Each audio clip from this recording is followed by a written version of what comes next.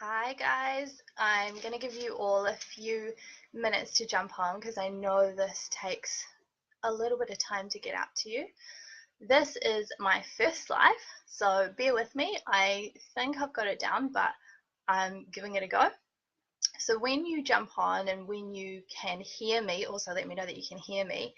Let me know that you've jumped on and you've joined me for a chat. Today I'm going to talk to you about how to increase your happiness on a daily basis. Just some little things that you can bring into your life to help you to increase that. So let me know when you jump on. Hi Jade, thank you for joining me. So again, today I'm just going to share with you how to increase your happiness. Everybody wants to do that, right? Nobody wants to be stuck in frustration or anger or anxiety or anything like that, really, do they? Okay, I can see a few more people have jumped on now. Can you guys just let me know if you can hear me? Just say yes or yep, whatever. Just let me know so that if I have to plug in a microphone or anything, let me know. Good, awesome, thank you, Gemma, wonderful. Okay, so first of all, what I want to talk about is how we actually keep ourselves in frustration and anger, because that is more helpful to know, and then you can start to get yourself out of it. Okay, cool, thank you.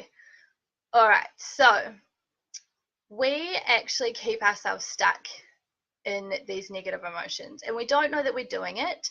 We don't do it on purpose, obviously, but we are doing it.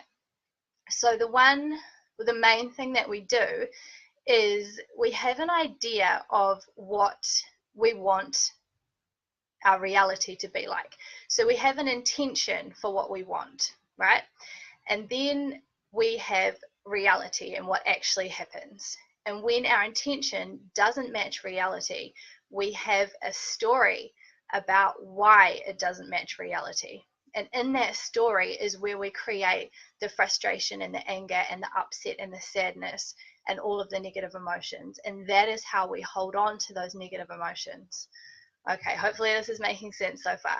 I'm going to give you a bit of an example, and this is something that I used to do all the time. Sometimes it still happens for me. I'm trying really, really hard not to have it happen, but it's a great example.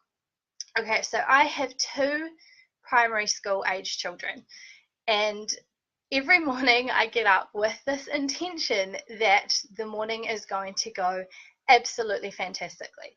I'm going to be like Mary Poppins. My kids are going to do exactly what I asked them to do, and we're all going to be ready to leave on time, and everything's going to go amazingly well.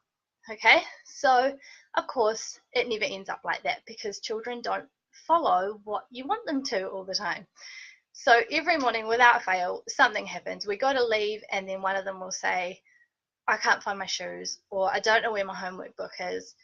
And straight away, I was entering into this story of, come on, guys, like I told you, we needed to be ready to go. I asked you if you had everything ready to go. This isn't good enough. Why do you do this every single day? And so on and so on. So I was entering into this story because my intention of being Mary Poppins wasn't happening in reality. So I was creating this story about why it wasn't happening and how it wasn't good enough. And I was carrying on through that story. And of course, I know that you guys with kids are going to understand exactly what I'm talking about. And the problem is that we can also carry that on throughout the whole day. So you can leave your house and be driving to school or to work, and you're thinking, oh my gosh, I told them, I knew this was going to happen. It happens every morning, and you're carrying on the story and you're carrying on the frustration and the anger. And then you get to work and your workmate says to you, how was your morning? How are you today? And you say, oh my gosh, do you know what happened? And you carry on with your story again, and you keep going with your frustration and your anger and your upset. And this is how we keep ourselves in this all the time. And it's really up to us to get ourselves out of it. Now, I can give you some easy steps to help yourself get out of this. but they are going to take commitment. They're really easy, but you do need to practice them. Okay, so the first thing to do is to practice being in the present moment. Now, I know I talk about the present moment all the time. I'm not sure if I have explained exactly what I mean by the present moment. So what I mean is when your mind and your physical body are matching up to reality without any thought. So you can be in the present moment doing what you're doing with no thought, with no story going on. You're just in the moment. Okay, so a great way to practice this is to start with something really small and do it without thinking, just experiencing what it's like. So, for example, you could make a cup of tea without any thought. So, experience what it's like to reach over and flip the jug on. Hear it boiling. Feel what it's like. Feel all your muscles reaching out for the cup, bringing it back. When you open the coffee can, smelling the coffee, okay? Using all of your senses and experiencing everything with the absence of thought, without your story. Okay, so the more that you practice this, the more that you'll be able to do it, and you'll be able to do it for a longer amount of time. So keep practicing it throughout the day. Keep bringing yourself into the present moment. And I know some of you are probably thinking, what do you mean without thought? I'm never without thought. But you can be, and it's a really great feeling, and it's a really good practice to get into. Okay, so the other one that is really helpful is noticing when you are entering into your story. Okay, so your story can be about anything. We have stories about all kinds of things. Okay, it can be about your husband, can be about your co-workers, can be about your dog, anything at all. If you have an intention for something and the reality is not going that way, you're going to make up a story about it. Okay, so the easiest way to get rid of this upset and this anger and this frustration is to just drop the story. It sounds so simple, but it can be really quite tricky. So it's really good to practice it. So the best thing you can do is to be noticing when you're entering into the story. Notice when it happens. You may not be able to catch it at first, but as soon as you start to notice it, that's when you can bring in being in the present moment. So if you notice that you're entering into the story, so for example, as soon as my children in the morning say, I can't find my shoes, I can immediately go, oh, there comes my story, and I can stop and bring myself back into the present moment. Is this making sense for you guys? Just give me a yes, it is. Feel free to ask some questions if I'm not being clear, if you're not following and understanding. Okay, so bringing yourself back into the present moment is the best way to do it. And the more that you practice it, the more easy it is going to become. Good, cool, thank you, excellent.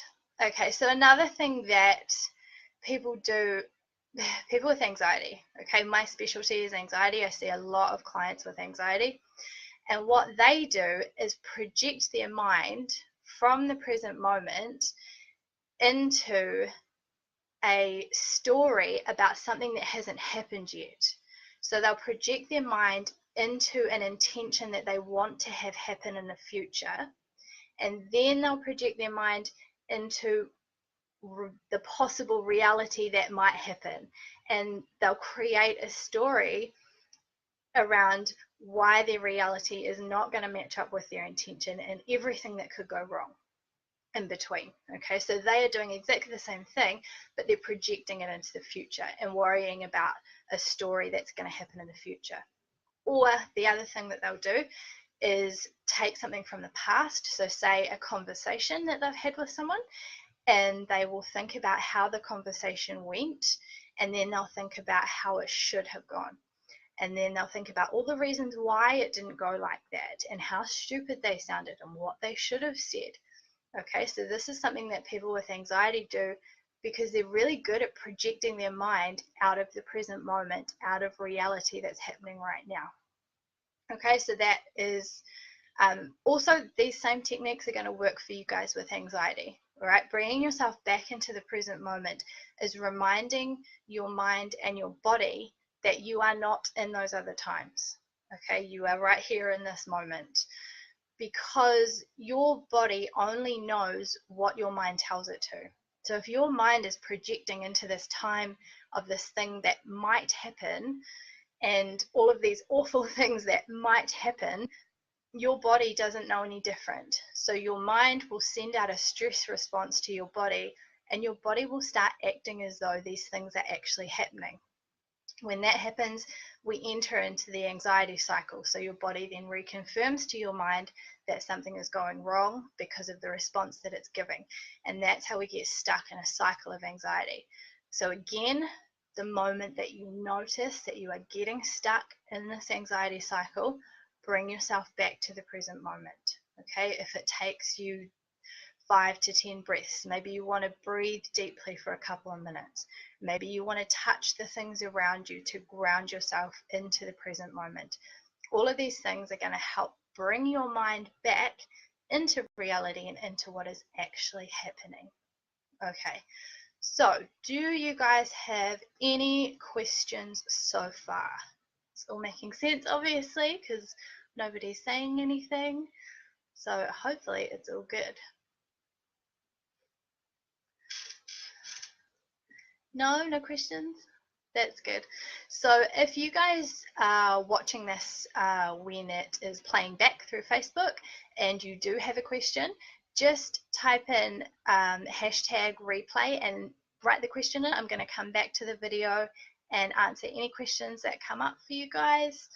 I will keep doing these lives. If you guys have anything that you want me to talk about, any questions, anything that you want tips on, just you can write on this post, or you could send me a private message through our page, and I will do my best to answer your questions and do it in a video for you if that's what you want.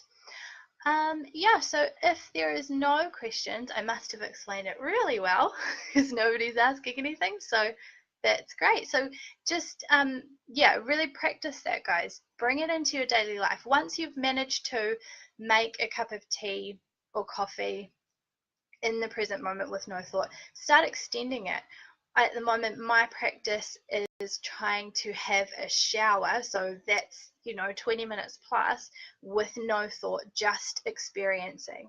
And that's really hard, especially when you shower like in the morning and you've got the whole day ahead of you and your mind wants to project, it wants to plan what's going to go on during the day, it wants to set intentions for your morning to be Mary Poppins, and it wants to just do that all the time. So it is tricky, but it definitely is worth practicing and trying to extend it, and practice it throughout the day as well, not just once a day.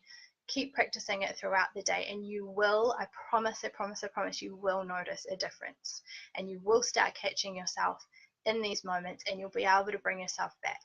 So that is how you are going to increase your happiness, because you are going to stay out of this frustration and anger and upset, because you're going to be able to drop that story straight away. You're just going to be able to enter into the present moment and allow whatever's happening to happen, and you can then move from there in the present moment with whatever's going on, instead of dragging your story with you for the whole day and that ruins your whole day.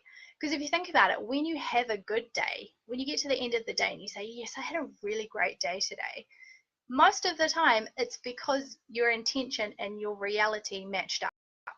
So to our mind, that's a great day. There were no problems.